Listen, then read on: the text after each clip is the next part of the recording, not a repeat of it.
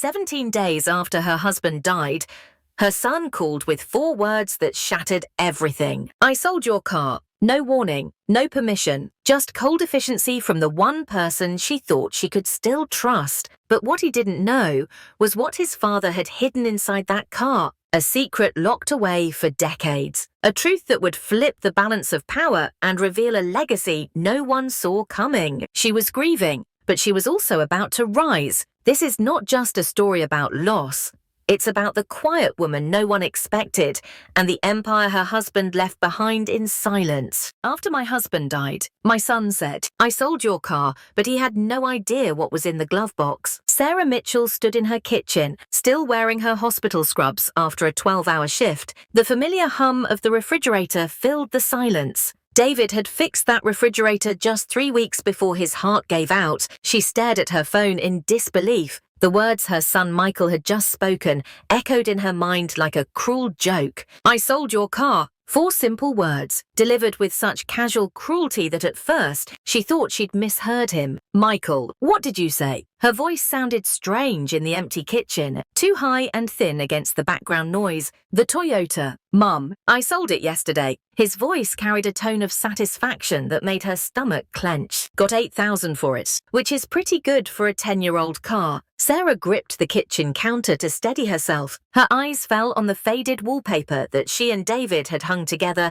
26 years ago when they first bought this modest house in suburban Phoenix. The Toyota had been David's pride, a reliable sedan he'd maintained meticulously. He'd taught her basic maintenance, so she'd never be stranded or taken advantage of by unscrupulous mechanics. "But I need that car for work," she managed to say. Her voice barely contained the panic rising in her chest. "The hospital is across town. There's no direct bus route." Michael's sigh crackled through the phone, impatient and dismissive. "Mum, be realistic. You're 58. Should you even be working at your age? Besides, the insurance and maintenance would have been too expensive for you on your own." "On my own." The words felt foreign in her mouth. David had been gone for exactly 17 days. Already, her son was treating her like an incompetent child, rather than a woman who had supported a family and worked full-time for nearly 40 years. "Look, I've researched the bus routes," Michael continued. His tone carried the brisk efficiency he used when closing sales deals. "It'll take you about an hour and 20 minutes each way with one transfer. Earlier starts your day, but the exercise will be good for you." Sarah felt the walls of her modest kitchen closing in around her. The casserole dishes from neighbors still covered her counters. Sympathy cards from David's funeral were stacked neatly by the window. "I've already put the money into an account I set up to manage your finances." Michael added,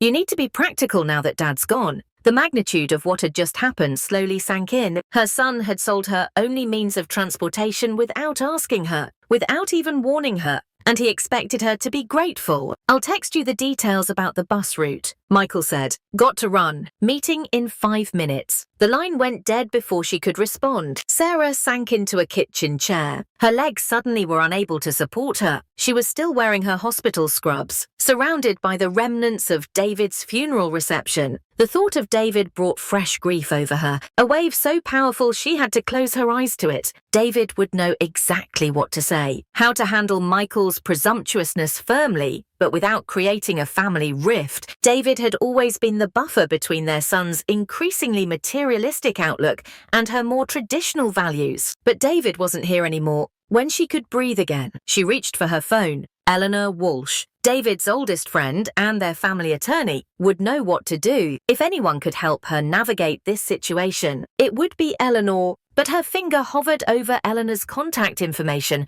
without pressing call. What exactly would she say? That her grown son had sold her car without permission? That she didn't know how to stand up to him? The humiliation burned hot in her chest. Instead, she set the phone down and walked to the window overlooking their modest driveway. The empty concrete rectangle where the Toyota had reliably sat for the past decade mocked her with its barrenness. David had always parked it at the perfect angle. It made it easier for her to back out safely. The practical implications of Michael's actions began to cascade through her mind. Her shift at the hospital started at 7 in the morning. To arrive on time via the bus route Michael mentioned would mean leaving the house by 5:30. She'd return home after 8 in the evening on late shifts. In winter, both journeys would be in complete darkness. Then another realization hit her with stunning clarity. The car's title. David had been meticulous about paperwork. For their 30th anniversary, he had transferred the Toyota's title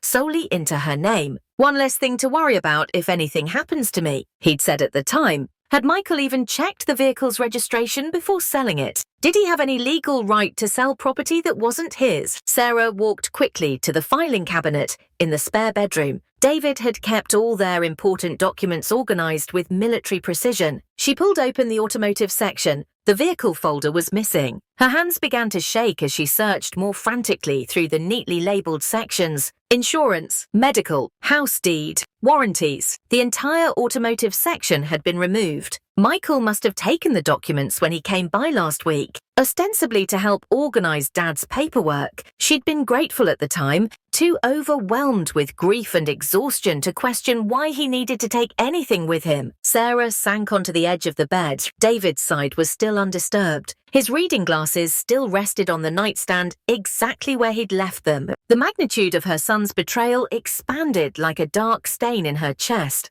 This wasn't impulsive. This was calculated. He had deliberately taken the documents, sold a vehicle he had no right to sell, and had the audacity to frame it as helping her. Her phone buzzed with an incoming text. Michael had sent a complicated bus schedule with multiple transfers, not the single transfer he'd mentioned. The journey would actually take closer to 2 hours each way. The final line read, "The exercise and fresh air will be good for you. We need to schedule a time to go through Dad's tools in the garage too. I can probably get a decent price for them." His tools, David's beloved tools, collected for over 40 years as a mechanic. The tools he used to teach neighborhood kids basic car maintenance every summer. The tools that were extensions of his skilled, capable hands. Something shifted inside Sarah then. Grief transformed into a cold, clear anger she had never experienced before. David wouldn't have wanted her to suffer in silence. He would have expected her to stand up for herself. She picked up her phone again. This time she didn't hesitate. "Eleanor," she said, when the attorney answered. "I need your help, and I need to know if there's any way to get into the Toyota's glove compartment without having the car." Eleanor arrived at Sarah's house 40 minutes later. Her silver hair was pulled back in its usual no-nonsense bun. A leather portfolio was tucked under one arm. At 72, she still practiced law part-time.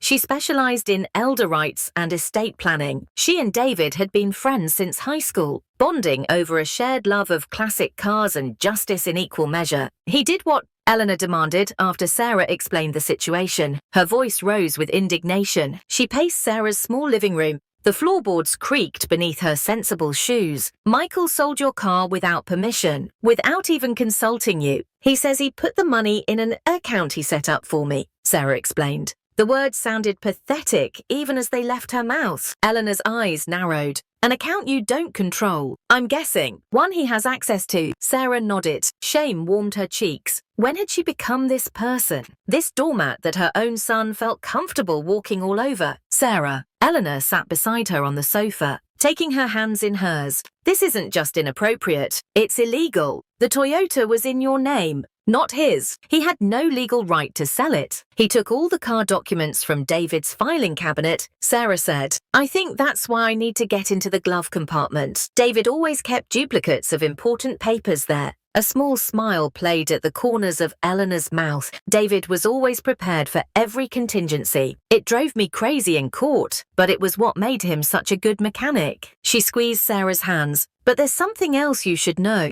Something David asked me not to tell you until it became necessary." Sarah felt a chill run through her despite the warm spring evening. "What is it?" "David came to see me about 3 months ago. He'd been having some chest pains." "What?" Sarah interrupted. Fresh grief and guilt washed over her. "He never told me. He didn't want to worry about you," Eleanor said gently. "You know how he was, always protecting everyone else. The doctor had given him some warnings about his heart." Eleanor paused, choosing her words carefully. David wanted to make sure everything was in order. Just in case, she opened her portfolio and removed a sealed envelope. Sarah's name was written on it in David's familiar, precise handwriting. He asked me to give you this if anything happened to him. And if Michael started behaving exactly as he is now. Sarah's hands trembled as she took the envelope. It felt substantial, containing more than just a letter. Before you open that, Eleanor continued, we need to focus on getting your car back. Do you know who Michael sold it to? Sarah shook her head. He didn't say, just that he got $8,000 for it. Eleanor pulled out her phone. What's the license plate number? Sarah recited it from memory. David had insisted she always know their plate numbers, VIN, and insurance details. Eleanor typed rapidly, then looked up with a triumphant smile. I still have friends at the DMV. Let me make a call. While Eleanor stepped into the kitchen to use her phone, Sarah sat holding David's envelope.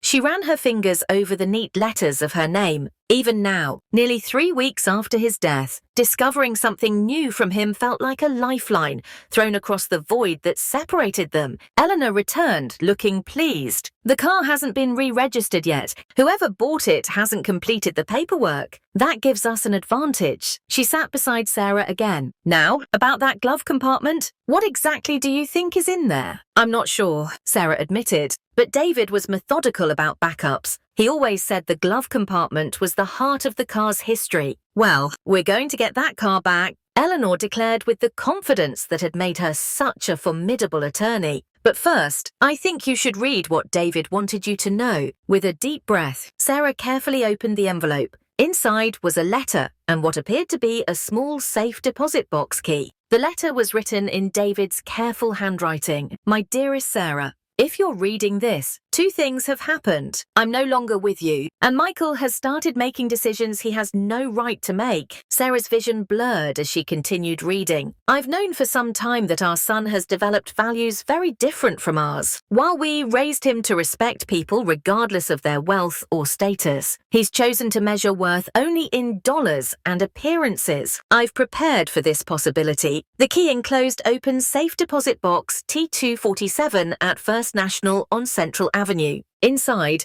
you'll find everything you need to understand what I've been building for us over the past 30 years. Sarah looked up at Eleanor, tears streaming down her face. What was he building for us? What secrets? But there's something even more important in the Toyota's glove compartment. The letter continued, something Michael must never find. It contains proof of everything, plus an envelope you'll need to take to Eleanor immediately. I'm sorry I kept secrets from you, my love. I wanted to protect you from worrying, and I wanted to be sure everything was perfectly in place before I shared it all. I thought I had more time. Know that every decision I made was out of love for you and hope for Michael to eventually become the man we raised him to be, not the man he currently is. All my love always, David. Eleanor's expression was gentle but determined. I think we need to get that car back to find out, and I have an idea how to do it. She pulled out her phone again. First, I'm going to report the vehicle as stolen, which legally it was. Then I'm calling my grandson. He works at the DMV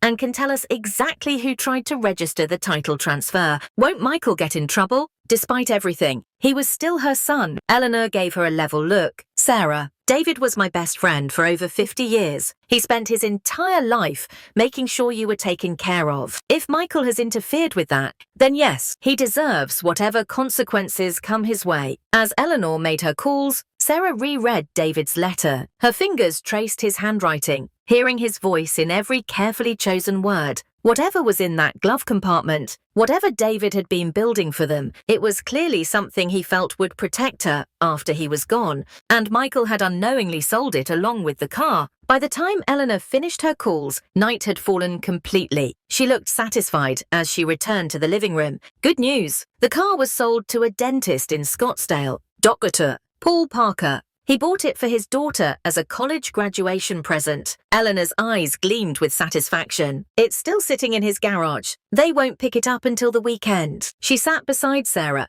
looking more energized than she'd been since David's funeral. We're going to Scottsdale, first thing tomorrow morning. I've already left a message with Dr. Parker explaining the situation. What did you tell him? The truth, that your recently widowed status was exploited by someone who illegally sold your vehicle without permission. She patted Sarah's hand. Don't worry, I didn't throw Michael under the bus completely. I simply explained that a family member exceeded their authority during a time of grief. Sarah nodded, grateful for Eleanor's tact even as she struggled with the painful reality of her son's betrayal. Now, Eleanor continued, get some rest. Tomorrow, we will retrieve your car and find out what David was protecting from in that glove compartment. As Eleanor left, Sarah stood in the doorway watching her headlights disappear down the street. For the first time since David's death, she felt something besides grief stirring inside her. A quiet determination, a spark of strength David had always seen in her, even when she couldn't see it herself. Whatever was in that glove compartment, she knew one thing for certain. David had left her the tools to stand on her own against whatever came next, even if that turned out to be her own son. The drive to Scottsdale the next morning felt surreal. Eleanor insisted on driving, saying Sarah looked too exhausted to be behind the wheel. Sarah couldn't argue. She'd barely slept, her mind racing with questions about what David could have hidden in the Toyota's glove compartment that was so important. Did David ever mention investments to you? Eleanor asked as they left Phoenix behind. The desert landscape stretched endlessly before them, dotted with saguaro cacti standing like sentinels in the morning light. Not really, Sarah replied, watching the familiar scenery roll by. He had his pension from the auto shop, and we had some modest savings. He always handled our finances. She felt a flush of embarrassment at this admission, how little she'd paid attention to their financial matters, content to let David manage everything while she focused on her work at the hospital. Eleanor nodded thoughtfully. David was always shrewder than people gave him credit for. Mechanics understand systems, how small parts work together to create something powerful. He applied that thinking to everything. The suburban sprawl of Phoenix gradually gave way to the more upscale approach to Scottsdale. They pulled up to an impressive house in a well-established neighborhood, the kind of place that spoke of old money and quiet prosperity. Dr. Parker was waiting for them in his driveway, a tall man with kind eyes and a concerned expression. Beside him stood a young woman Sarah assumed was his daughter, looking uncomfortable in the morning sunlight. Mrs. Mitchell, he greeted her, extending his hand. I'm so sorry about this situation. Had I known the circumstances of the sale, I never would have purchased the vehicle. Thank you for understanding, Sarah replied, shaking his hand. I hope this hasn't caused too much inconvenience. Not at all, he assured her, though his daughter's expression suggested otherwise. Amber was excited about the car, but clearly this takes precedence. I've brought the paperwork confirming Mrs. Mitchell's legal ownership, Eleanor interjected, all business as she handed him a folder and a cashier's check, plus full reimbursement for the amount you paid. Dr. Parker glanced at the documents briefly, then shook his head. Keep the money, Mrs. Mitchell. This was an illegal sale. I couldn't accept payment in good conscience. Dad, his daughter protested, but fell silent at his stern look. Consider my contribution to setting things right. He continued, I lost my wife 3 years ago. I understand how vulnerable that time can be. His kindness brought unexpected tears to Sarah's eyes. Thank you, she managed. The car's in the garage, he said, leading them around the side of the house. I was impressed by its condition. Whoever maintained it did an exceptional job. My husband, Sarah said softly. He was a mechanic. Dr. Parker nodded appreciatively as he opened the garage door. That explains it. And there it was, their Toyota, looking exactly as it had when it sat in their driveway for all those years. The sight of it, this tangible connection to David, made her heart clench with both grief and relief. The keys, Dr. Parker said, handing them to Sarah. Everything should be as it was when I purchased it. After a few more formalities, guided by Eleanor's legal expertise, they were in the Toyota heading back toward Phoenix. Sarah sat in the driver's seat, breathing in the familiar scent that still held traces of David's aftershave. Are you going to open it? Eleanor asked, nodding toward the glove compartment. Sarah's hands trembled slightly as she pressed the button. The compartment opened smoothly, revealing several neatly organized items. The car's manual, registration documents, and a sealed manila envelope with "For Sarah" urgent, written across it in David's handwriting. "Should I?" Sarah hesitated, glancing at the road ahead. "Pull over," Eleanor suggested. "Whatever's in there, you'll want to give it your full attention." Sarah found a scenic overlook just outside Scottsdale and parked. The mountains provided a majestic backdrop to this moment of truth. With a deep breath, she opened the envelope. Inside was a USB drive, a letter, and several legal documents. She unfolded the letter first, her hands shaking as she began to read. "Sarah, if you're reading this, I'm gone, and something has happened that made you need to retrieve these documents urgently. I'm guessing it involves Michael." Sarah's breath caught in her throat. "He's been showing concerning signs for years now, becoming more focused on appearances and status than the values we tried to teach him. The enclosed USB drive contains complete records of what I'm about to explain." Sarah looked up at Eleanor, who was waiting patiently, her expression unreadable. "The short version is this," the letter continued. "For the past 30 years, I've been investing in real estate throughout Phoenix. What began as a small opportunity with my first bonus at the auto shop has grown into something substantial. Very substantial." Sarah's hands began to shake more violently. She had to read the next sentence twice to believe it. "The properties are all held by Thompson Properties, LLC, a company registered solely in your name,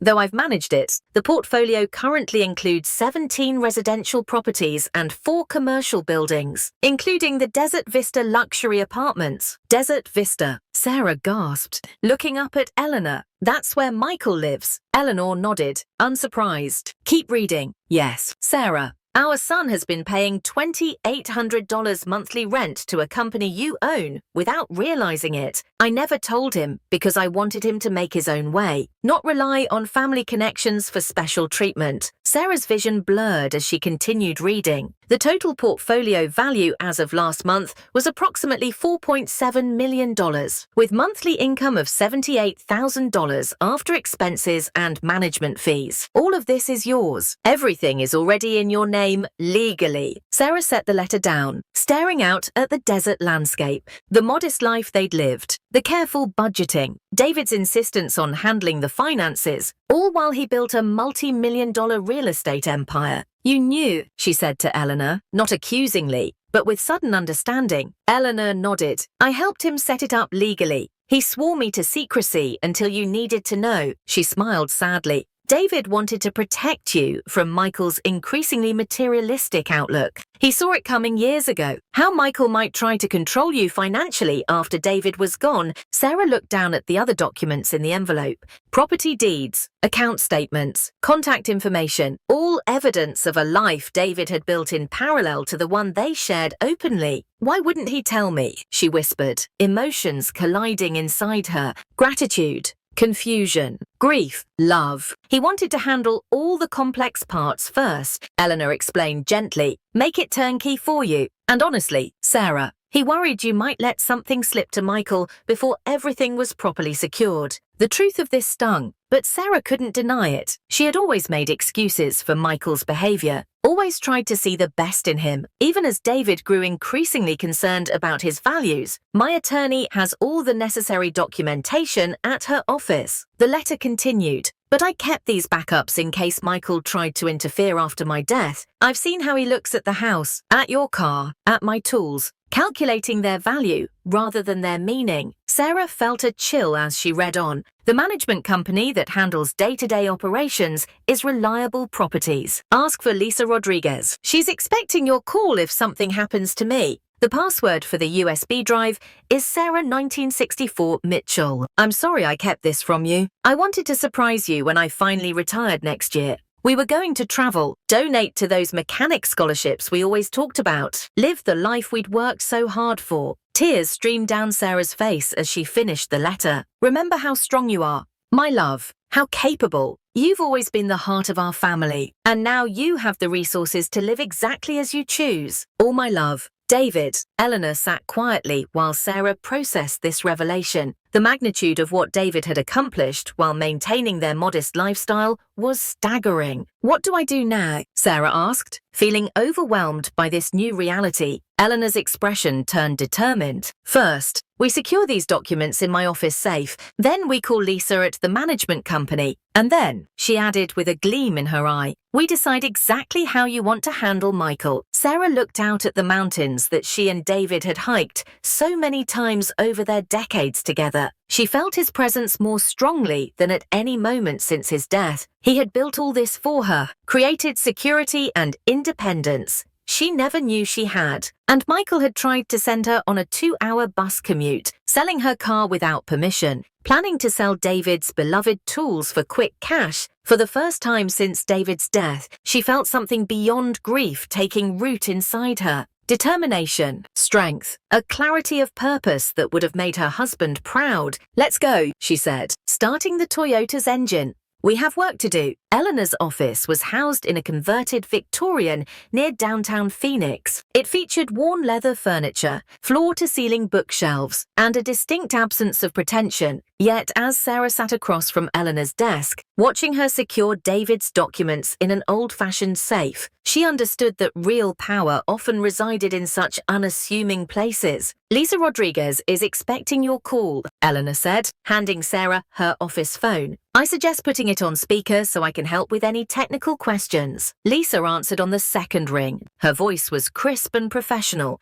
"Mrs. Mitchell, I've been expecting your call. Let me first say how sorry I am about David's passing. He was an exceptional man." "Thank you," Sarah replied, surprised by the genuine tone. "I'm just learning about everything." "Of course, David arranged for a complete briefing whenever you were ready. Would you prefer to meet in person?" They scheduled a meeting for the following morning. After ending the call, Sarah turned to Eleanor with the question that had been burning in her mind. "Did everyone know about this except me?" Eleanor's expression softened. "Not everyone." David compartmentalized carefully. "Lisa knows you own the properties, but doesn't know you weren't actively involved. The tenants only know Reliable Properties as their management company." She paused, choosing her words carefully. "The only people who knew the full situation were David, myself, and my associate who helped with the legal structures." Sarah nodded, trying to process the magnitude of what David had built while maintaining their modest daily life. All those evenings he spent helping friends with car troubles. Eleanor continued. "He was often inspecting properties or meeting with contractors." Sarah's phone buzzed with a text from Michael. "Checked on you this morning, but you weren't home. Remember, doctor said to take it easy. I've listed Dad's tools on an auction site, should fetch good prices." The casual presumption that he had the right to sell David's beloved tools ignited something in Sarah that had been smoldering since his call about the car. The presumption that he needed to monitor her whereabouts, that she required management rather than respect. "What are you going to do about Michael?" Eleanor asked. Noticing her expression, Sarah considered the question carefully. The revelations of the day had shifted everything. She was no longer the grieving widow Michael thought he could control. She was the owner of the very apartment building where he lived. The power dynamic had completely reversed. Yet wielding that power carelessly would make her no better than him. "I need time to think," she said finally. "This isn't just about teaching Michael a lesson. It's about helping him become the person David and I raised him to be, not who he's chosen to become."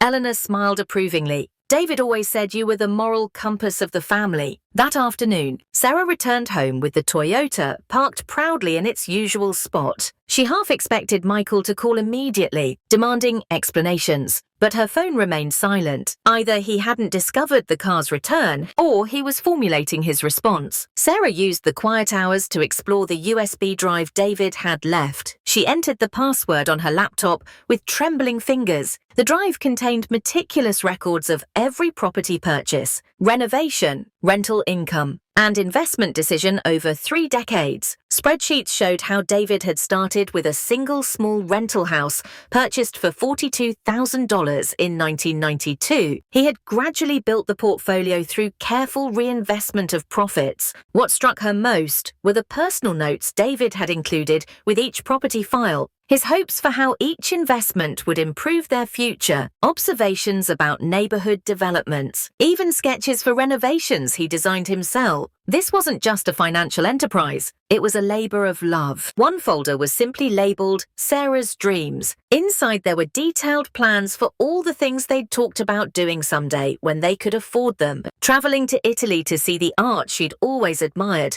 establishing scholarships for young mechanics from underprivileged backgrounds, renovating their modest house while keeping its character intact. David had been actively planning for these dreams to become reality. Tears streamed down Sarah's face as she realized the depth of his love and foresight. While she'd assumed they would always live their modest, comfortable life until traditional retirement, David had been building a different future, one where financial constraint wouldn't limit their ability to make a difference or enjoy their later years. The doorbell interrupted her emotional exploration. Sarah closed the laptop and wiped her eyes before opening the door to find Michael standing on the porch. His expression was a mixture of anger and confusion. "The car is back," he stated flatly, looking past her toward the kitchen as if expecting to find answers there. "Want to explain how that happened?" Sarah took a deep breath, channeling the strength she'd felt in Eleanor's office. "I think you're the one who owes me an explanation. Michael, you sold property that wasn't yours to sell." He blinked, momentarily thrown by her direct approach. This wasn't the acquiescent mother he was accustomed to. "I was trying to help you streamline."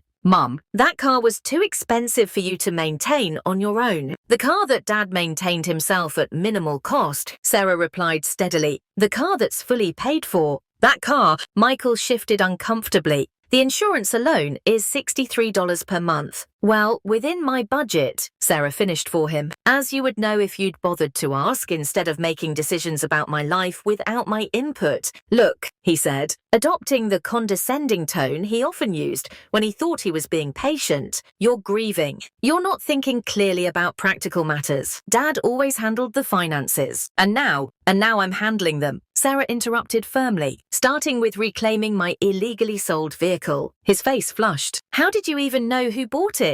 I never told you. I have resources you don't know about." "Michael," the statement was mild, but landed with unexpected weight. "Now, I believe you've also listed your father's tools for sale without consulting me." "They're just gathering dust in the garage," he protested. "They could fetch a few thousand that you need more than sentimental clutter." Each dismissive word about David's prized possessions strengthened Sarah's resolve, but she maintained her composure, remembering that her goal wasn't to punish Michael, but to correct his course. "I need you to remove those listings immediately," she said calmly. "Those tools are not for sale. And we need to have a longer conversation about boundaries and respect, but not today. I have an early meeting tomorrow." "A meeting? What meeting?" The confusion on his face might have been comical under different circumstances. The idea that his mother might have important business was apparently inconceivable to him. "That's not your concern," Sarah replied simply. "But I do need the details of the account where you deposited the money from selling my car. Since you've been reimbursed by the buyer,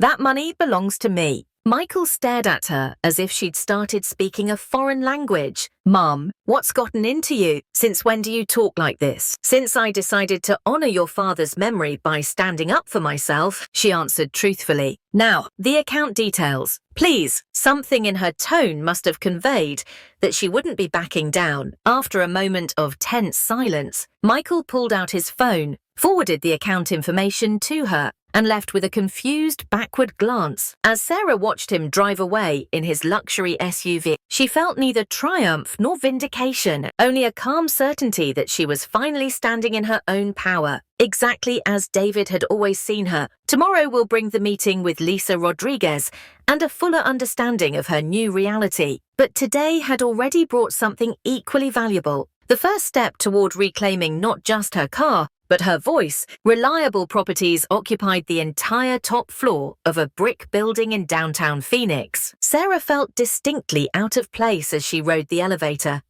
Up in her simple navy dress, the one she'd worn to David's funeral, Eleanor had offered to accompany her. But this felt like something she needed to do alone. Her first step into the new life David had prepared for her. Lisa Rodriguez met her at the elevator door. She was younger than Sarah had expected, perhaps mid-40s, with an efficient demeanor softened by genuine warmth in her eyes. "Mrs. Mitchell," she greeted, extending her hand. "It's a pleasure to finally meet you in person. David spoke of you often," and with great admiration, Sarah followed her through a modern office space where a dozen or so employees worked at sleek desks. None of them gave her a second glance. Just another client visits their boss. If only they knew she owned the company that employed them. Lisa's corner office offered panoramic views of downtown Phoenix and the mountains beyond. She gestured for Sarah to take a seat at a small conference table where folders were already arranged in neat stacks. "David prepared extensively for this transition," she explained, sitting across from Sarah. "He updated these briefing materials every quarter, ensuring you would have current information whenever it became necessary." Sarah nodded, unable to speak past the sudden tightness in her throat. Even in death, David was taking care of her, anticipating her needs before she knew them herself. "Where would you like to begin?" Lisa asked gently. "With an overview, I suppose," Sarah managed. "I'm still trying to comprehend the scope of all this." Lisa opened the first folder, revealing a map of Phoenix with properties highlighted in different colors. The Thompson Properties portfolio currently includes 17 residential properties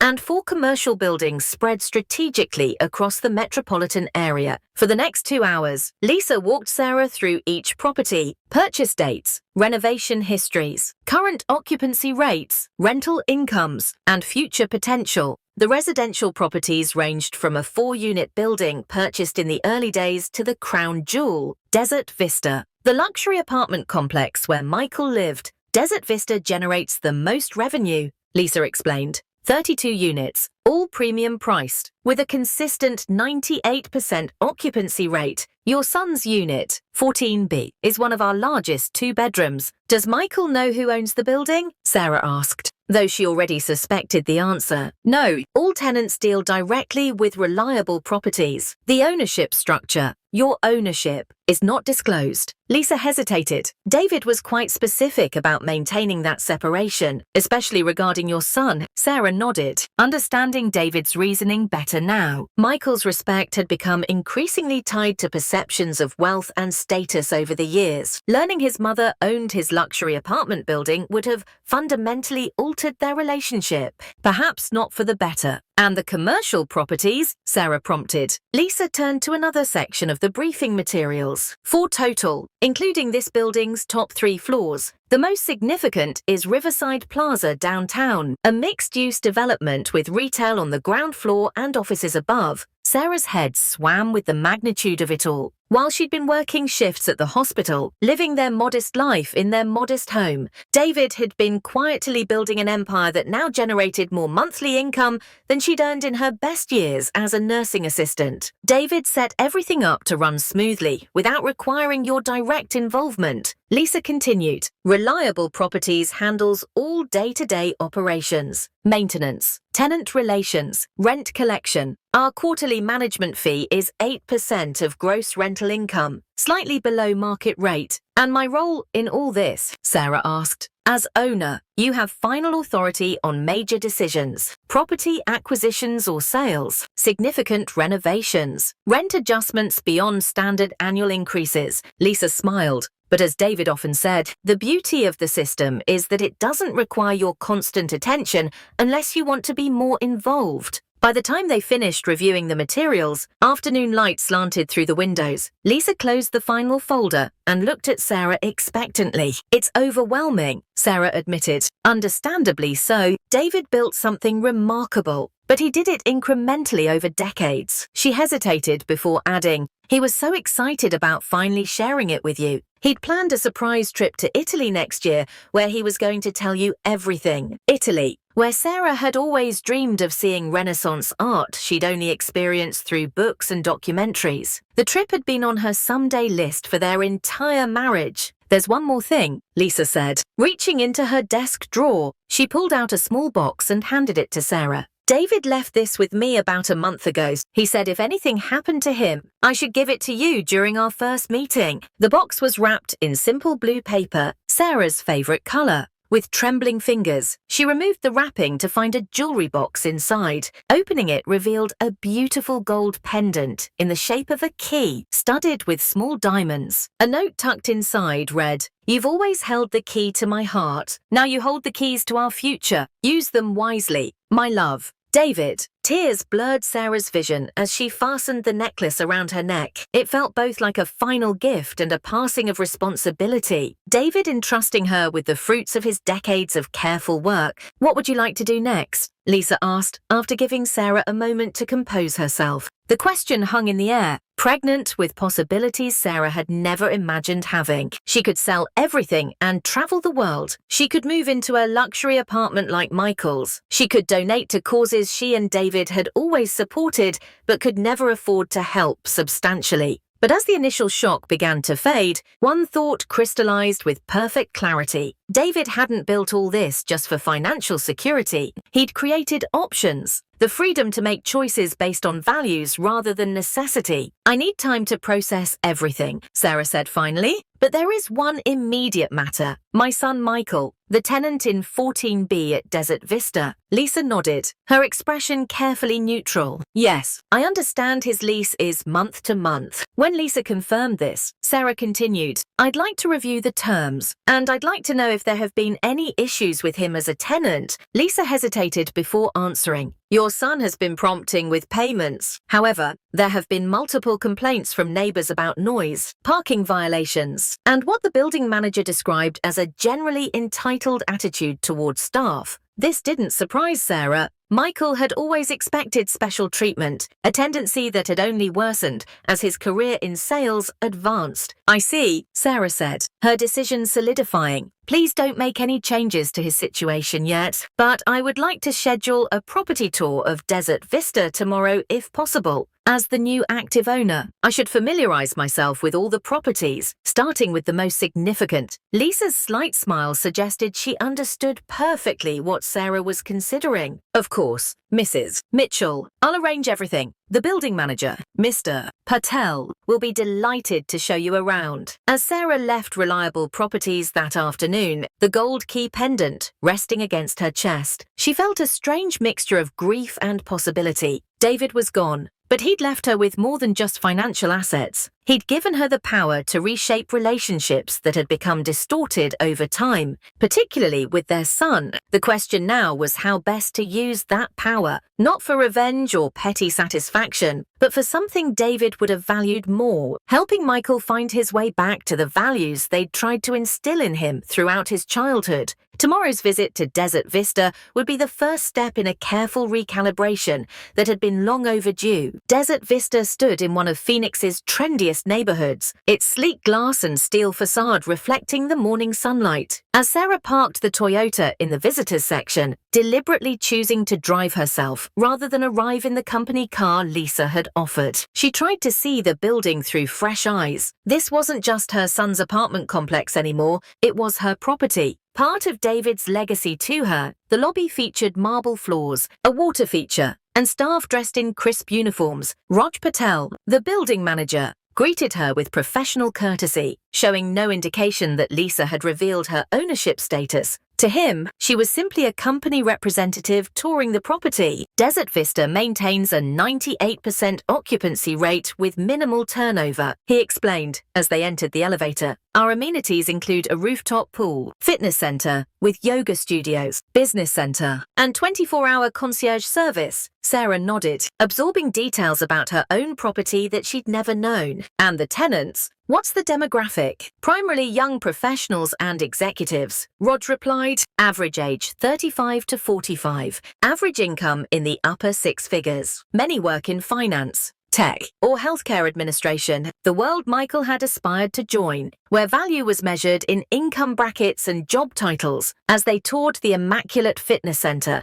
and the stunning rooftop pool area, Sarah couldn't help wondering what David had thought, watching their son embrace these superficial values while distancing himself from the principles they'd raised him with. "We've prepared a vacant unit for your inspection," Rog continued, leading her down a hallway on the 14th floor. "It's identical in layout to units 14A through D." Sarah hesitated. "Actually, I'd like to see 14B specifically." A flicker of something crossed Raj's face. Concern, discomfort. 14B is currently occupied. "Mrs. Mitchell, we don't typically enter tenant units without proper notice unless there's an emergency." "I understand," Sarah assured him. "I don't need to enter. I'd just like to verify its location relative to other units." Rog relaxed slightly. "Of course, it's this way." He led her down another pristine hallway to a door marked 14B, Michael's home. The luxury apartment he'd been so proud to secure 2 years ago, making a point of mentioning its exclusivity and waiting list whenever conversation allowed. "There have been some concerns regarding this particular tenant," Rog said carefully, keeping his voice low. "What kind of concerns?" He hesitated, clearly uncomfortable discussing tenant issues with someone he perceived as company management. "Nothing that violates lease terms explicitly. Noise complaints occasionally, some issues with guest parking, a tendency to expect exceptions to building policies." Sarah nodded, unsurprised. Michael had always believed rules were flexible for people of certain status, a perspective that had intensified as his sales career advanced. "And how does the tenant respond when these concerns are raised?" Sarah asked. "Typically with promises to comply followed by temporary improvement before the behaviors resume," Rog replied diplomatically. "We've documented everything according to company policy." As they continued the tour, viewing the business center where young professionals worked on laptops and the elegant community room available for resident functions, Sarah considered what she'd learned. Michael wasn't just living beyond his means financially, he was bringing the same entitled attitude to his home life that he displayed in selling her car and planning to sell David's tools. After completing the tour and thanking Raj for his time, Sarah sat in her car in the visitor parking area, contemplating her next steps. Through the lobby windows, she could see residents coming and going, some in business attire heading to work, others in casual clothes walking designer dogs, all of them living in a building she owned, including her son, who believed his mother needed to take the bus to work. The irony might have been amusing if it weren't so painfully revealing of how far Michael had strayed from the values she and David had tried to instill. Her phone buzzed with a text from Michael. "Notice the car is back. We need to talk about your financial situation. Dinner at my place tonight, 7 o'clock. The presumption in his tone was nothing new, but Sarah's perspective had shifted dramatically. This wasn't her successful son generously offering guidance to his struggling mother. This was a man who had illegally sold her property, now assuming he could continue managing her life without consequences. Sarah texted back, "I'll be there at 7. And yes, we definitely need to talk." That afternoon, Sarah met with Eleanor to update her on what she'd learned from Lisa and her tour of Desert Vista. Eleanor's office felt like a sanctuary of straight talk after the carefully diplomatic language of the corporate world. "So, what's your plan for tonight?" Eleanor asked after Sarah had filled her in. "Going to drop the property ownership bomb immediately or build up to it?" "Neither," Sarah replied, surprising herself with the clarity of her decision. "I'm not going to tell him yet." Eleanor raised an eyebrow. "Oh, Michael needs to understand something more fundamental first." Sarah explained that his behavior toward me has been unacceptable, regardless of my financial situation. She twisted David's key pendant between her fingers as she spoke. "If I tell him about the properties now, he'll change his behavior because I'm wealthy, not because he respects me. David would approve," Eleanor said with a smile. "He always said you saw people more clearly than anyone he knew." "I failed to see how Michael was changing," Sarah admitted. "Or perhaps I saw but didn't want to acknowledge it. We all have blind spots where our children are concerned," Eleanor said gently. "The question is what you do once your eyes are opened." By the time Sarah arrived at Desert Vista that evening, she had a clear plan, not for revenge or dramatic revelation, but for beginning the more challenging process of helping Michael reconnect with values he'd abandoned in pursuit of status and appearance. The concierge greeted her politely, checking her name against the visitors list before directing her to the elevators. As she rode up to the 14th floor, she touched the key pendant at her throat, drawing strength from this tangible connection to David. Whatever happened next, she would face it with the dignity and purpose he had always seen in her, even when she couldn't see it in herself. Michael's apartment was exactly what Sarah had expected: sleek, impersonal, and carefully curated to project success. Floor-to-ceiling windows showcased downtown Phoenix's glittering skyline. Designer furniture arranged for appearance rather than comfort conspicuously placed status symbols throughout. An expensive watch collection displayed in a glass case. Framed photos of Michael with minor celebrities at charity events. A wine refrigerator stocked with bottles Sarah knew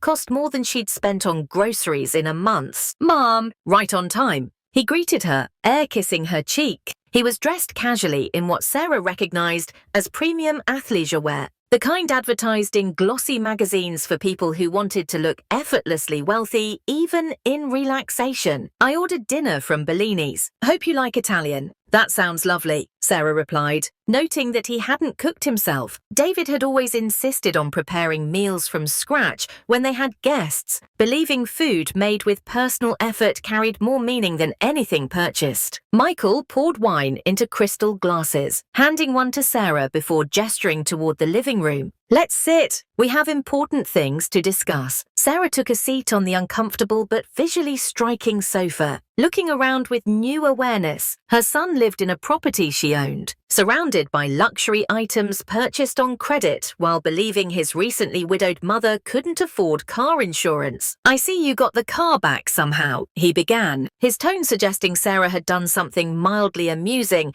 but ultimately misguided. "Care to explain how that happened?" The buyer returned it when he learned it had been sold illegally. Sarah replied simply, "Without my permission or authority." Michael waved this off. "A technicality. I was handling it for you, saving you the hassle. By sending me on a 2-hour bus commute to work." Sarah kept her voice steady, not accusatory, but matter of fact. "Mom, be realistic. You can't afford to maintain that car on your nurse's aide salary. Dad always handled the finances, the maintenance, everything. I'm just stepping up to help now that he's gone." There it was, the fundamental assumption underlying his behavior, that without David, she was incapable of managing her own affairs, that his judgment automatically superseded hers because of his perceived financial superiority. "I appreciate your concern," Sarah said carefully, "but I didn't ask for that kind of help. What I need from you is respect for my autonomy and my property." Michael sighed with exaggerated patience. "This is exactly why we need to talk. You're not thinking practically. Grief is affecting your judgment." He leaned forward, adopting the same tone he likely used with difficult clients. "I've put together a financial plan for you. It involves selling the house. It's too big for you alone anyway. And moving into a senior living community." "Senior living," Sarah repeated, genuinely startled. "I'm 58. Michael, I'm not ready for a retirement community. It's not just for elderly people," he explained condescendingly. "It's for individuals who need a more supportive environment. No home maintenance, planned activities, transportation services." The doorbell interrupted what was clearly a rehearsed pitch. Michael excused himself to accept the food delivery, returning with several containers of upscale Italian takeout. As he plated pasta and salad with practiced efficiency, Sarah considered how to proceed.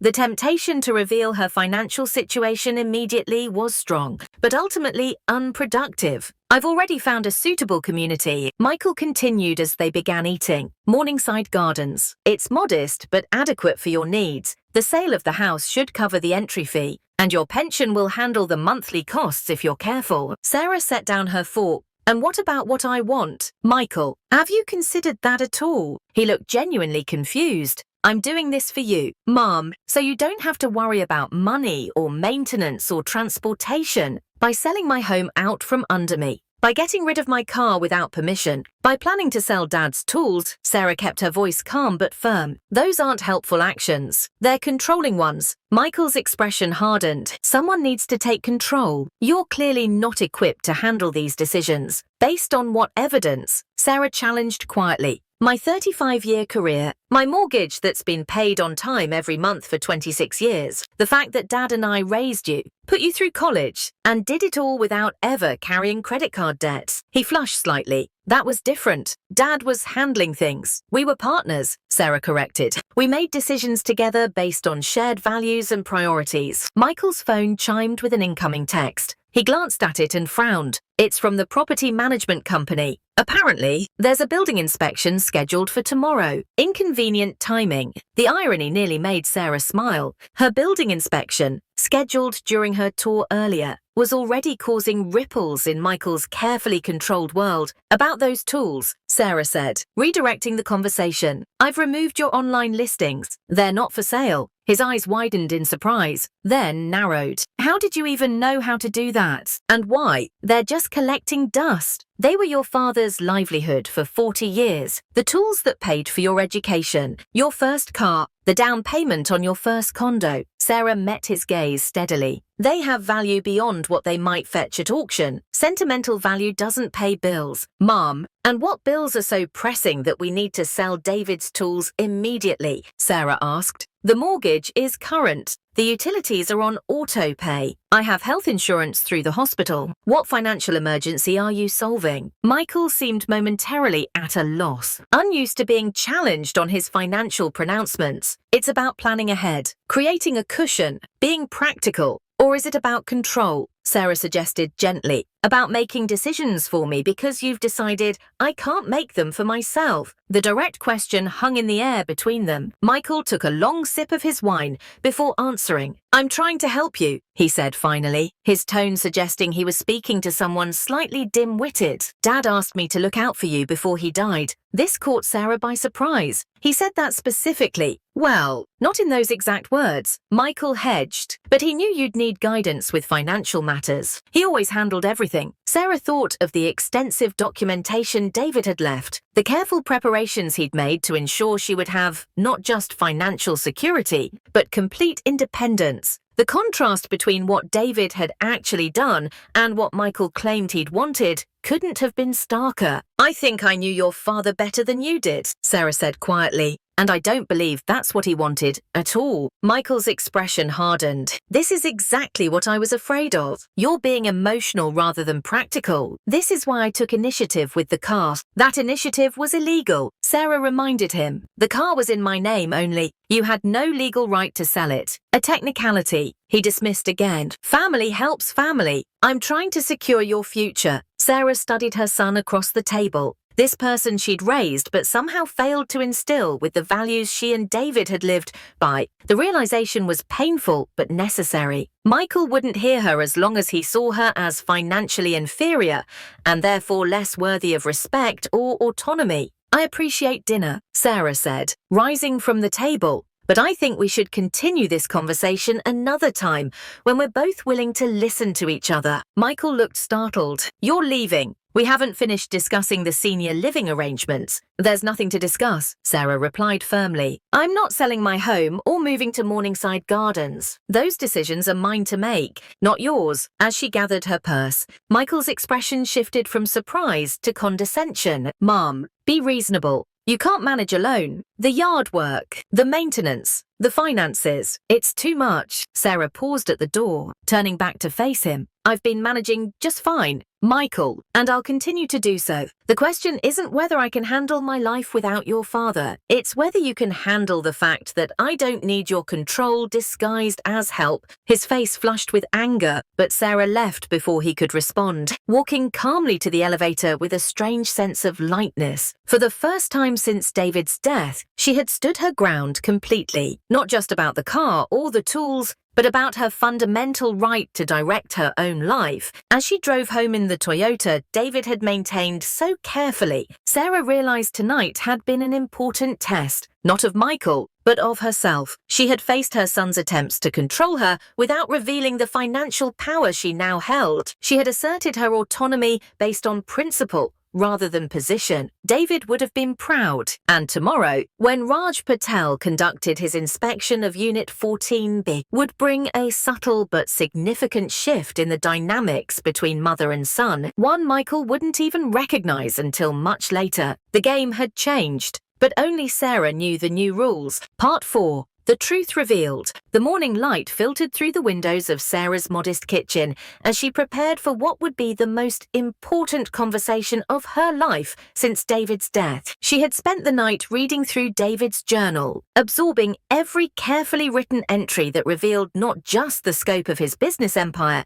but the deep philosophy behind every decision he had made. Eleanor had been right. It was time to end the charade. But Sarah was determined that the revelation would serve a purpose beyond mere shock value. It needed to illuminate the values David had lived by, not just the assets he had accumulated. She walked to David's workshop, a detached garage that had been his sanctuary for over 3 decades. The familiar scent of motor oil, metal, and wood polish greeted her as she opened the door. Every tool remained exactly where David had left it, organized with the meticulous care that had characterized every aspect of his life. Sarah ran her fingers along the worn handles of his favorite wrenches, remembering how he had taught neighborhood children basic car maintenance every summer. These tools weren't just implements to him, they were extensions of his hands, instruments of service and creation that had supported their family through countless seasons. The irony wasn't lost on her that Michael had tried to sell these very tools for quick cash, never understanding that they represented everything his father had valued: honest work, fair dealing, and the satisfaction that came from fixing what was broken, rather than discarding it. Her phone buzzed with a text from Lisa Rodriguez. Tenant of 14B has requested another meeting about rent adjustment. He seems quite agitated about the recent changes. How should we proceed with Thompson Properties? Sarah smiled slightly as she typed back. Schedule it for tomorrow afternoon. Standard protocols only, no exceptions. But document everything carefully for our records. The previous week had been particularly challenging for Michael. After the building inspection revealed legitimate lease violations at Desert Vista, he had been forced to address each issue while paying market rate rent for the first time in 2 years. The experience of being treated like any other tenant, without special consideration for his perceived status or connections, had clearly shaken him. But Sarah sensed that the real breakthrough was still to come. Michael needed to understand something far more fundamental than rent policies or lease violations. He needed to reconnect with the values that had once guided his family, values that had somehow been lost in his pursuit of external markers of success. The afternoon sun cast long shadows across the workshop as Sarah arranged David's tools with deliberate care. Each wrench, each screwdriver, each specialized instrument told a story of dedication and service. She placed David's leather journal at the center of the workbench, surrounded by the implements that had defined his working life. These weren't just tools to David, they were symbols of everything he believed in: the dignity of honest labor, the satisfaction of solving problems with skill and patience, the joy of helping others without expecting special recognition or reward. Sarah's phone rang, interrupting her preparations. It was Michael, his voice carrying the familiar edge of frustration that had become increasingly common in recent weeks. "Mum, I need to talk to you about something. These building management people are driving me crazy with their nitpicking regulations and sudden rent increases." "I see," Sarah replied calmly. "Would you like to come by the house this evening? There's actually something important I need to discuss with you as well. Something about your father." There was a pause on the other end of the line. Michael's voice softened slightly. "Is everything okay? You sound different today." "Everything is fine, Michael, but there are aspects of your father's life that you don't fully understand yet. Things that I think will help you see recent events in a completely new light." "What kind of things?" His curiosity was clearly piqued, though she could hear wariness creeping into his voice. "The kind that require a face-to-face conversation. Can you come by around 6 this evening? I'd like to show you something in Dad's workshop." After a moment's hesitation, Michael agreed. Sarah spent the remaining hours preparing not just for the conversation itself, but for the environment in which it would take place. She wanted every detail to reinforce the message she hoped to convey about true value and genuine worth. As 6 o'clock approached, Sarah found herself standing in the workshop doorway, looking out at the modest neighborhood where she and David had built their life together. The houses were comfortable but unremarkable. The cars practical rather than prestigious. It was exactly the kind of place that Michael had gradually learned to view as somehow beneath his aspirations. The sound of an expensive SUV pulling into the driveway announced Michael's arrival. Sarah watched through the window as her son emerged from his luxury vehicle, dressed in designer casual wear that probably cost more than most people spent on clothing in a year. The contrast between his appearance and the humble surroundings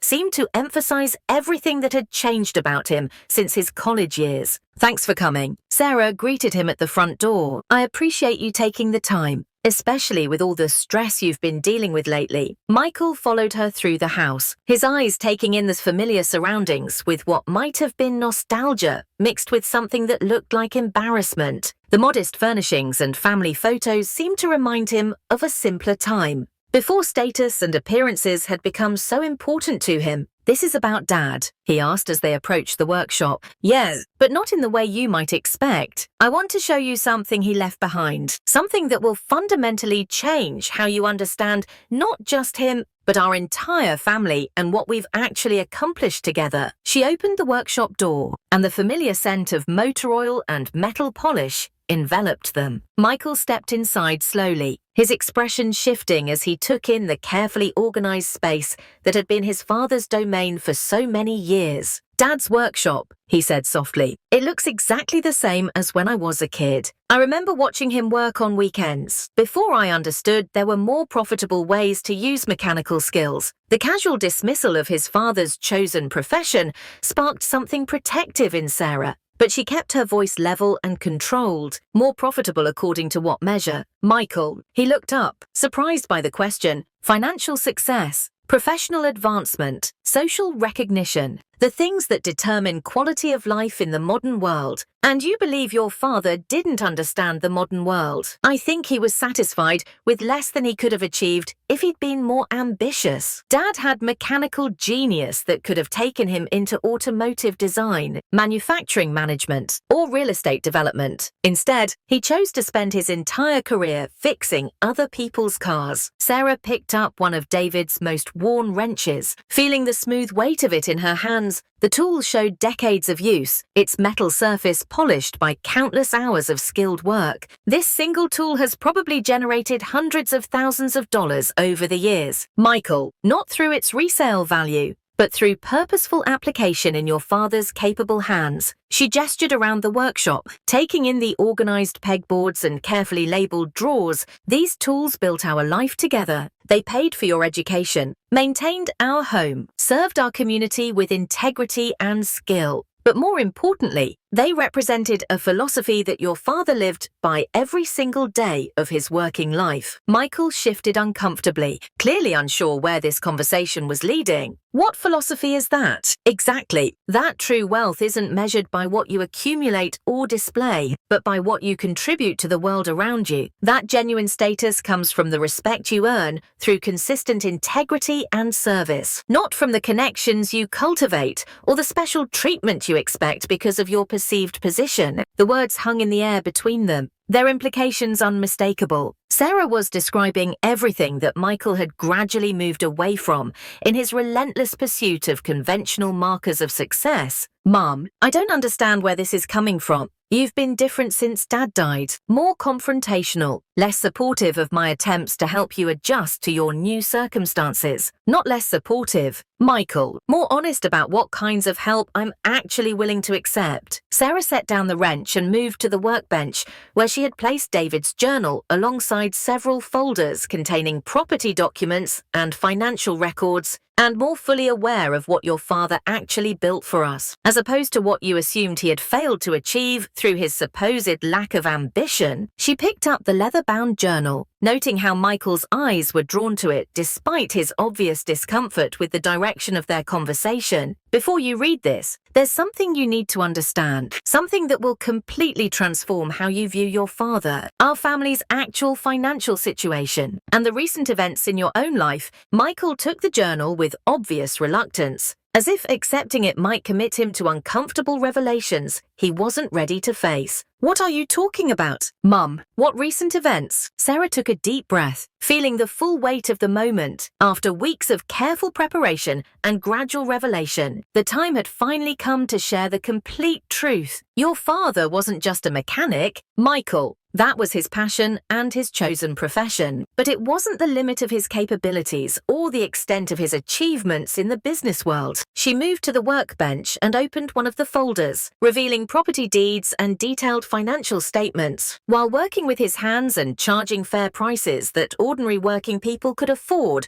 your father was simultaneously and quietly building something else, something he kept private for very specific and carefully considered reasons. Building what? Michael's curiosity was clearly warring with his desire to maintain emotional distance from whatever uncomfortable truth was approaching. A real estate empire. Michael. Thompson Properties LLC currently owns assets valued at approximately $4.7 million, generating monthly rental income that exceeds what most people earn in an entire year. The journal slipped from Michael's suddenly nerveless fingers, but Sarah caught it smoothly before it could hit the concrete floor. That's impossible, he whispered, his face draining of color. Dad was a mechanic who worked on other people's cars. We lived modestly in this ordinary house, in this middle-class neighborhood. Everything about our lifestyle was so unremarkable. We lived according to our values. Michael, Sarah corrected gently but firmly. Comfort without ostentation. Security without status seeking. Purpose and meaning beyond mere accumulation of wealth or symbols of success. These were deliberate choices, not limitations imposed by your father's supposed lack of business acumen or professional ambition. She opened the folder wider, revealing property deeds and investment records that documented 3 decades of careful acquisition and development. Thompson Properties LLC owns 17 residential properties and 4 commercial buildings throughout the Phoenix metropolitan area, including Desert Vista Apartments, where you currently live and have been paying below-market rent for the past 2 years. The color completely drained from Michael's face as the full implications began to dawn on him. You're saying Dad owned my building? That you own it now? The company your father established 30 years ago owns it. Yes, Thompson Properties LLC, registered solely in my name from the very beginning of the business venture. Sarah's voice remained steady despite the emotional weight of what she was revealing. The same company that owns 16 other residential properties, 3 additional commercial buildings, and generates enough monthly income to support a very comfortable lifestyle without any need for employment or financial assistance from anyone. Michael sank heavily onto his father's workshop stool, his carefully constructed worldview visibly crumbling around him. The building inspection, the rent increase, the sudden enforcement of lease violations, none of that was coincidence. No, Sarah acknowledged with quiet dignity. After you sold my car without permission and suggested I take the bus to work because you assumed I couldn't afford car insurance, I discovered what your father had actually built for our family, including the fact that you've been paying artificially low rent in a luxury apartment building that I own, while simultaneously treating me as if I were financially incompetent and needed your management to survive. The stark reality of his actions, laid bare in this new context of understanding, rendered Michael completely speechless. He stared at the journal in his hands, as if it were an artifact from an alien civilization. This contains your father's thoughts about what he was building and why he chose to approach wealth creation the way he did. Sarah continued, her voice gentle but unwavering. His hopes for both of us, his growing concerns about the direction your values were taking as you advanced in your sales career, and his detailed philosophy about what money should actually accomplish in a person's life. She moved toward the workshop door, pausing with her hand on the frame. I'll give you complete privacy to read it. Michael, take as much time as you need. Some truths require extended reflection before they can be meaningfully discussed or truly understood. As Sarah walked back toward the house, she could hear Michael's sharp intake of breath as he opened the journal and encountered his father's familiar handwriting for the first time since the funeral. The revelation was finally complete, but the real work of understanding and healing was just beginning. Inside the house, Sarah made herself a cup of tea and settled into David's favorite chair by the living room window. From this position, she could see the workshop where Michael was confronting everything he thought he had known about his father, by inevitable extension, about himself and his own values. The journal contained 30 years of David's most private thoughts, documenting not just his business decisions and investment strategies, but the underlying philosophy that had guided every choice he made. Entry after entry revealed a man who had deliberately chosen to live modestly while building substantial wealth, not out of miserliness or fear of spending, but out of a profound belief that money should serve deeply held values rather than replace them entirely. Sarah remembered reading one particularly prescient entry from 15 years earlier, when Michael had been in college and beginning to show the first signs of the entitled attitude that would later come to characterize his adult behavior and worldview. My dearest Sarah, that entry had read, Michael called today to complain about his roommate, a scholarship student who works 2 part-time jobs to afford his textbooks and basic living expenses. Instead of admiring this young man's work ethic and determination, our son seems to view him as somehow beneath his social circle, unworthy of association with someone of Michael's background and prospects. I fear we may have inadvertently shielded Michael too much from financial hardship and genuine struggle, preventing him from developing the character that comes from earning what you receive through your own efforts. Perhaps that is why I continue to keep our real financial situation private from him, not from shame about our success, but from a desire to ensure that any respect Michael shows us comes from genuine love and appreciation for who we are as people, not from the automatic deference that visible wealth tends to command. That remarkably prescient observation had proven tragically accurate in the weeks since David's death. Michael's behavior had demonstrated exactly the kind of superficial judgment that his father had feared and tried to prevent. He had assumed Sarah was financially vulnerable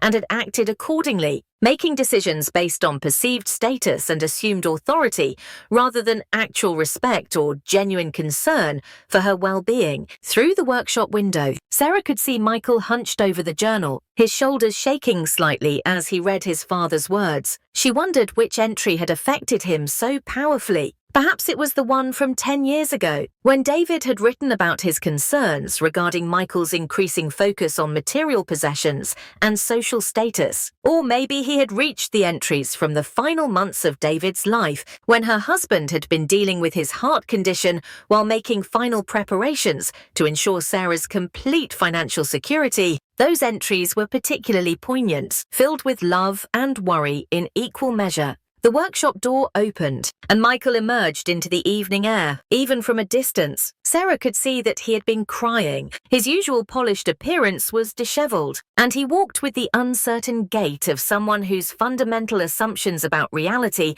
had been completely overturned. He approached the house slowly, still clutching the journal, and knocked softly on the front door. Despite having grown up in this home, Sarah opened it to find her son looking more vulnerable than she had seen him since childhood. "Mum," he said quietly, his voice thick with emotion, "I need to understand something. How long have you known about all of this? About Thompson Properties? About Desert Vista? About everything Dad built?" Sarah stepped aside to let him enter, noting how different he seemed from the confident, somewhat condescending man who had sold her car without permission just weeks earlier. "I discovered it the day after you sold the Toyota," she replied honestly. "When I went to retrieve the spare documents from the glove compartment, I found your father's letter and the key to his safe deposit box." Michael sank onto the living room sofa, the same piece of furniture he had dismissed as shabby and outdated during his previous visits. "So when I was lecturing you about financial responsibility and suggesting you move to a senior living facility, you already knew that you owned my apartment building?" "Yes. And when I was complaining about the building inspection and the rent increase, you were the one who had authorized those actions?" "Yes." Michael was quiet for a long moment, processing the full scope of his misunderstanding. "The journal explains so much about Dad that I never understood. His contentment with what I saw as a limited career, his lack of interest in displaying wealth or status, his insistence on treating everyone the same,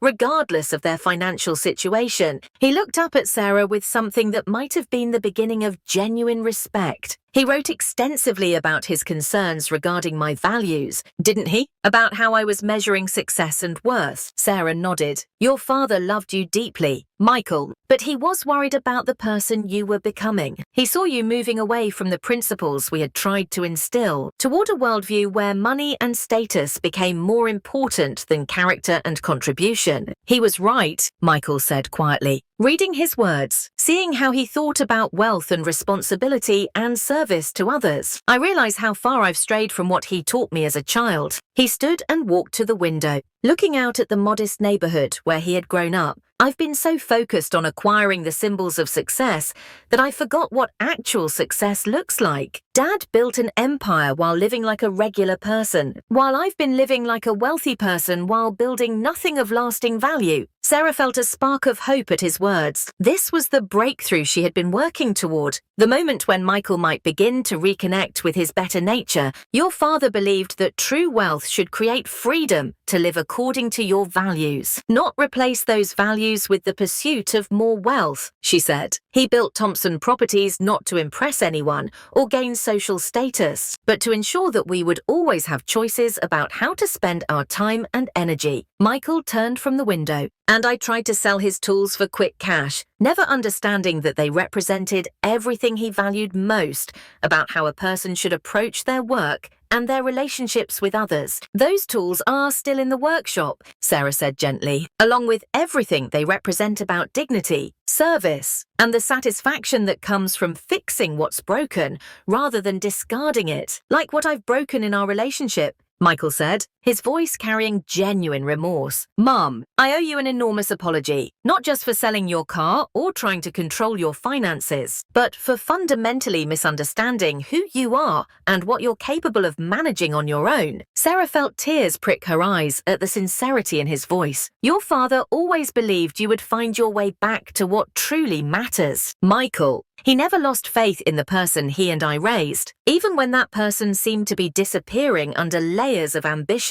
and status seeking. The rent increase at Desert Vista, Michael said with a rueful smile. I assume that was you teaching me a lesson about fairness and equal treatment. It was me ensuring that Thompson Properties operates according to your father's principles. Market rates for everyone. No exceptions based on personal connections or family relationships. Michael nodded slowly. And the building inspection, standard procedure when reviewing all properties. Though I admit, I wasn't sorry to see you experience what it's like to have rules applied consistently, without special consideration for your perceived status. They sat in comfortable silence for a moment, the weight of revelation and understanding settling between them. Finally, Michael spoke again. What happens now? Mom, how do we move forward from here? Sarah considered the question carefully. The revelation was complete, but the real work of rebuilding their relationship based on mutual respect, rather than assumed authority, was just beginning. Now you decide what kind of person you want to be going forward, she said. Your father left both of us with resources and opportunities that most people never have. The question is how we choose to use them, and whether we'll let them serve our values or replace them. Michael stood and walked over to a framed photo of David in his workshop, surrounded by the tools that Michael had once dismissed as worthless clutter. I want to understand what he understood, he said quietly, about work that matters, about treating people with respect, regardless of their financial situation, about building something meaningful rather than just profitable. Then that's where we start, Sarah replied, with understanding. And with the commitment to honor not just what your father built, but why he built it the way he did. As the evening shadows lengthened across the modest living room, mother and son sat together in a new understanding, surrounded by the tangible evidence of a life well lived and values worth preserving. The tools in the workshop remained exactly where David had left them, ready to teach their next lesson about the dignity of honest work and the lasting satisfaction that comes from fixing what is broken rather than abandoning it. The real inheritance wasn't the money or the properties. It was the example of how to live with integrity, how to measure worth by contribution rather than accumulation, and how to use whatever resources you have in service of something larger than yourself. Michael had finally begun to understand what his father had been trying to teach him all along. Michael looked down, then slowly up at his mother. I didn't know. I just thought I was doing what Dad would have done. Sarah stepped closer, her voice calm but firm. He did more than leave us things. He left us a way to choose better.